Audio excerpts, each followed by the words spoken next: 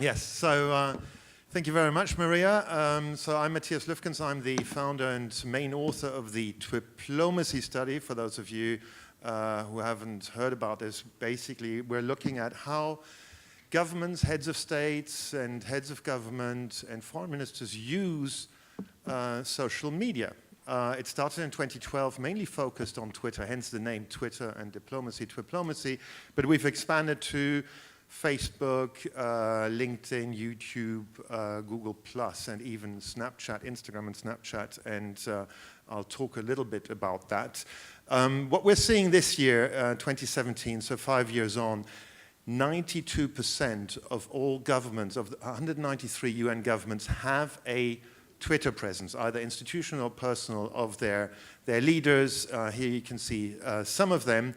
Facebook is the second most used social network, and what's quite interesting is that with, I think 88% of all UN governments have an official Facebook presence. What's interesting, if you, we've identified 850, now 890 Twitter accounts, and the median average number of followers on these accounts is 15,000, if you look at all of them. Compare that to Facebook, where the median average number is double as much, it's 38,000. I find that quite interesting. In third position is YouTube. Obviously, quite a number of governments have YouTube presence, 76%, but Instagram is coming up very fast, with 3/4 of UN governments having a presence now on Instagram, which I think is quite interesting for visual communications. And then lastly, 30 governments or leaders have a presence on Snapchat. You're asking me, Snapchat, isn't that, why is someone on Snapchat? I'll always take the example of the Argentinian president, Mauricio Macri. He was elected 2 years ago. He's on Snapchat. In 4 years' time, there will be elections, and the kids who are now on Snapchat will be able to vote, so I think it's a great way to reach out to that younger audience, and we'll see an example later on. So Twiplomacy, what is really interesting, and as I said, 92% of all the UN governments have a presence, and that translates into 145 personal Twitter accounts of presidents and prime ministers. Obviously, not all of them are tweeting personally. They do have teams to do that. There is 117 foreign ministers with personal accounts, foreign ministries with accounts, and 91 foreign ministers have personal accounts.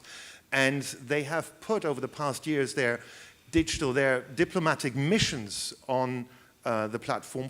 We've counted 4,262 diplomatic missions. There's a public Twitter list on the Twiplomacy Twitter account, which you can see, and 1,184 ambassadors with personal accounts. So Twitter is really the digital network of diplomats for digital diplomacy.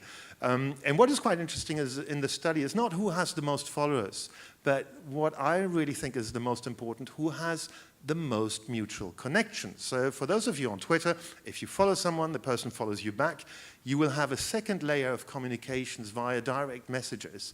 And that is very, very powerful. You can then direct message the other follower. And the external actions, the EU External Action Service, that's the foreign policy branch of the European Union, is the best connected with 129 mutual connections. In second position, the Russian Foreign Ministry, really keen on creating these connections, then the Germans and the UK Foreign Office, but then also smaller countries, Norway and Iceland. And Iceland reacted to our study. The Foreign Ministry tweeted this: see, size really doesn't matter.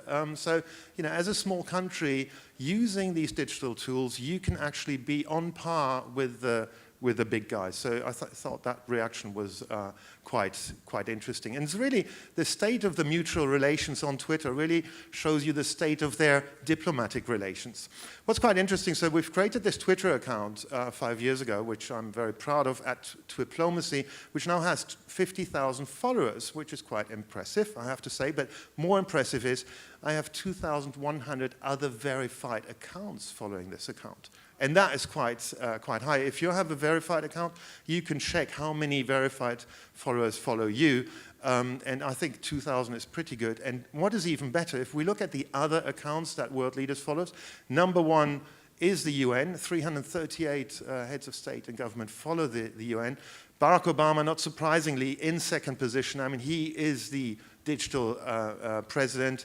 The Obama White House followed by 250. Then UNICEF, the New York Times, and right after the New York Times with 184, this Twiplomacy account. And actually, we do direct message these world leaders once a year, basically to announce the next study is coming out, and we do get quite a bit of positive reactions, and nobody has unfollowed us since.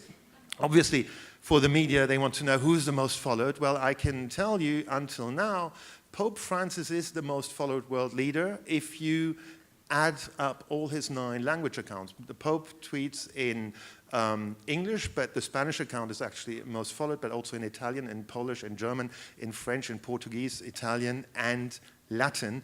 And he has slightly more followers than Donald Trump. But in the next weeks, Donald Trump will actually overtake the Pope because his growth is stronger.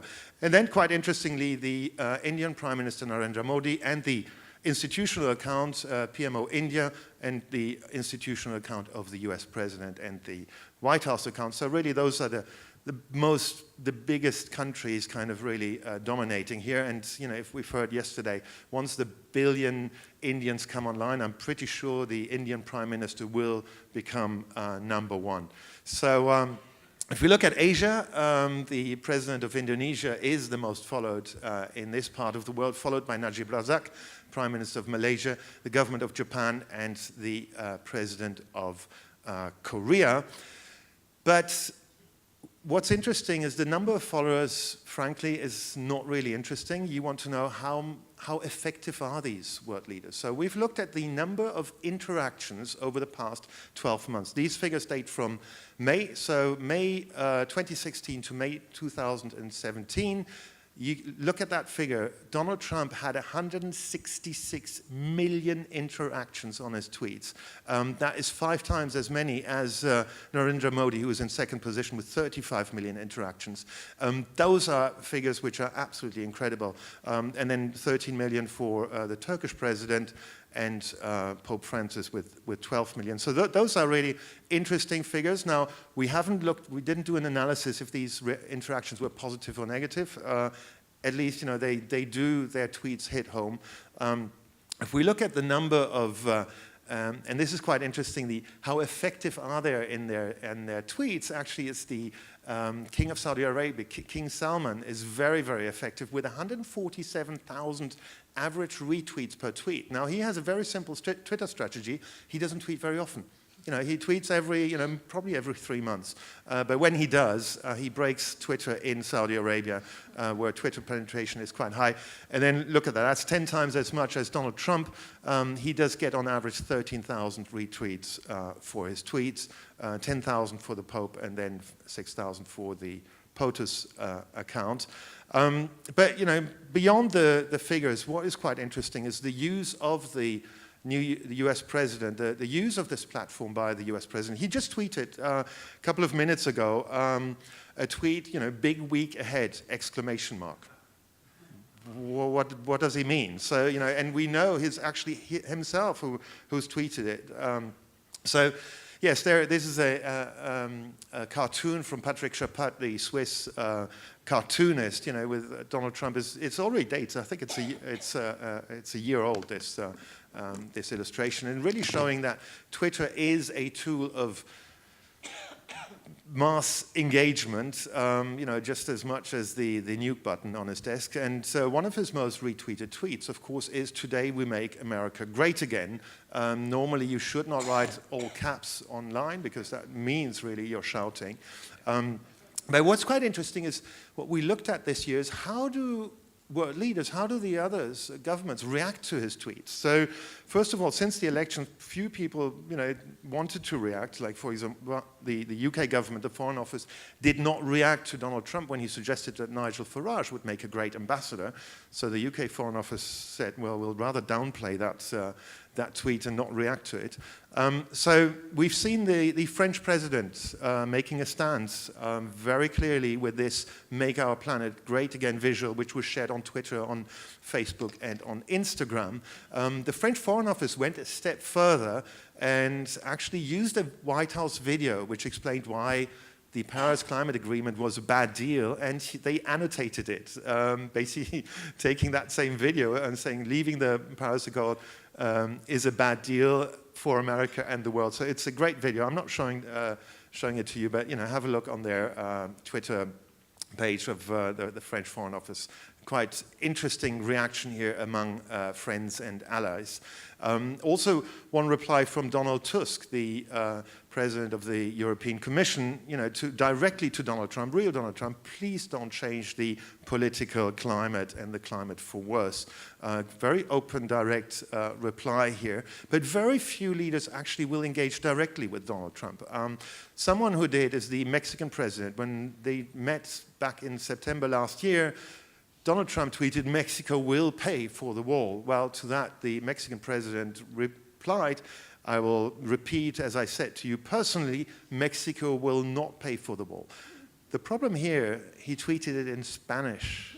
I think it would have been even more effective if he had tweeted it in English, just as the French president did tweet it in English. The other world leaders will subtweet Donald Trump. What is subtweeting? Is basically you tweet on the same topic, but not directly replying to the US president. Here, the reaction of Justin Trudeau when Donald Trump announced the travel ban, basically hashtag welcome to Canada. To those fleeing persecution, terror, and war, Canadians will welcome you regardless of your faith. Diversity is our strength. Very, very strong message. Similar message from Pope Francis. I invite you not to build walls, but bridges, to conquer evil with good, offense with forgiveness, to live in peace with everyone. So very strong subtweets here from other world leaders, and it's clear who they're addressed to. It's quite interesting. Some leaders will also, and this is especially true in the Nordics, you've all seen this picture, the Egyptian president, King Salman, and Donald Trump around this globe. Well, the Nordic prime minister decided we'll do the same. And here you have the Prime Minister of Sweden, Denmark, Norway, Finland, and Iceland holding this football and basically saying that they'll, for the development goals, their support, just days after this picture, which is quite interesting. And another picture, this is one of the most retweeted tweets on the official POTUS account where he's signing, Donald Trump becomes president, and the deputy prime minister of Sweden, and Donald Trump often tweets these pictures where he signs bills. She actually got all her female staff around her to sign this. Once again, a very, kind of subtle, not so subtle parody of Donald Trump's tweets. So the other thing that we've looked at is how conversational are world leaders on Twitter. Do they reply to tweets? And the reply is an @reply, which will actually not be seen. If you start a tweet with an @ it will not be seen by all of your followers, but only the people who follow you and the other person you address. And here we can see, quite interesting, there's two governments really using it very well, the Dutch government and the government in Nepal. Most conversational leaders is the president of Rwanda, Paul Kagame. Every now and then he sits down and replies to whoever sends him greetings. It's quite interesting. Anna Solberg from Norway, really interacting with her followers, mainly in Norwegian, and also the Prime Minister of Rwanda. So those are quite interesting examples. But I wanted to talk about the Rijksoverheid, the official government account of the Dutch government here. And they will basically say on their Twitter profile, we're replying to your questions Monday to Friday from 8 to 8 in the evening. But also in the Nepalese government, the office of the Prime Minister, Hello Sarkar here, really opening to questions. 95% of their tweets are just replies to questions from their followers. So I find this, kind of really interesting, the use of this, opening up and engaging. And Hello Sarkar, this Twitter account, you don't even need to follow them. You can send them a direct message. They have opened up a direct message, so anyone can send them a direct message, as does the foreign ministry here in Singapore. You know, once again, you can message them. I did actually message them. I haven't received a reply yet. But at least messages are open, which I think is quite interesting to engage, to interact with your followers. The other thing is, of course, what I hope world leaders will do is sit down for the occasional Twitter interview. They do press conferences. Well, they might also do Twitter interviews. There's the Austrian Foreign Minister, Sebastian Kurz, doing a Twitter chat. And here's the president of Kenya using Facebook Live to react to tweets and questions that have come in from his fans and followers on Facebook. And also, lastly, the president of Madagascar. Also, he has actually a channel called Le Rendezvous, which is on YouTube and Facebook, where he answers questions from his followers. And this kind of engagement, I think, is really exemplary because they are using social media as a tool to govern rather than just to win elections. We've also looked, of course, at Periscope, which is the live broadcasting tool of Twitter. And the most followed is Donald Trump. But what's interesting, the most liked is actually the Turkish president and the official presidency account really using Periscope for political rallies and broadcasting those live to his Twitter followers. The Russian Foreign Ministry is broadcasting the weekly press briefing of the spokesperson on Periscope. They also do this, of course, on their website in full HD quality, but you still get a couple of hundred people watching it also on Periscope. The French president used Periscope to make that statement he did about make the planet great again in English, so it's quite interesting use there. And the Swedish foreign minister on March 8th this year actually convened the first, I would say, the digital summit of female foreign ministers here with the foreign minister of Kenya, Costa Rica, and Luxembourg in a Google Hangout, which was broadcast live on Periscope, on Facebook Live, and on YouTube. So quite interesting here in this discussion, as everyone was able to speak. We've seen quite a few leaders, of course, sharing selfies. The Russian Premier Dmitry Medvedev here is working out every now and then to thank his followers on Instagram. Prime Minister Lee from the hospital bed, even, which is quite interesting. The French president, when he won the elections, he had to do a selfie with his team to thank them for the elections. But somebody who's really doing it well is, of course, the Indian Prime Minister Narendra Modi. Here he is in the Forbidden City in Beijing, taking a selfie with the Chinese premier. And what's interesting, as you all know, the Chinese government is not using Western or even Chinese social media channels. So that's quite interesting how Modi gets the Chinese president. So selfie diplomacy, Julie Bishop and with Boris Johnson here taking a selfie. I personally love selfies. It's much more engaging than a handshake, I think. So, I think this is a great way to engage. And of course, Najib Razak, the Prime Minister of Malaysia, is doing that. I think he's done it with most of the foreign leaders he meets here. He has King Salman in the car and Narendra Modi. And he even bought a selfie stick because, how do you want to engage large crowds? Well, use a selfie stick. And then somebody who's doing it really well. You've seen the picture in the beginning. This is the famous jump shot of Prime Minister Lee here. This one he reenacted because he did that. Look, at the age of 65, using social media the way he does it, I think is absolutely exemplary. And he did post recently a post where he explained his 5 years on Twitter and Facebook. When I ventured into Facebook and Twitter 5 years ago, I had no idea where they would take me. I didn't know either platform very well, but I thought it would be an interesting way to reach you, hear your thoughts, and share ideas on building a better home for us all. And I think this is a great example, of how a government leader uses social media in office. What's really interesting is with him is on Instagram he shares the hashtag guess where pictures, so guess where I am. It can be in Singapore or on foreign trips, which I really think is a great way to engage his audience. I wanted to talk very briefly about Snapchat. And this is Justin Trudeau, the Canadian Prime Minister, because now it's no longer just Twitter. You have Twitter, Snapchat, Instagram, Facebook. You know, how do you deal with covering all these channels? And this is just a couple of days ago, the official visit of the King of Jordan to Canada. So here you can see the flags. These are Snapchat stories. So these are still pictures. In 4 still pictures, they're telling the whole story. They're signing an agreement.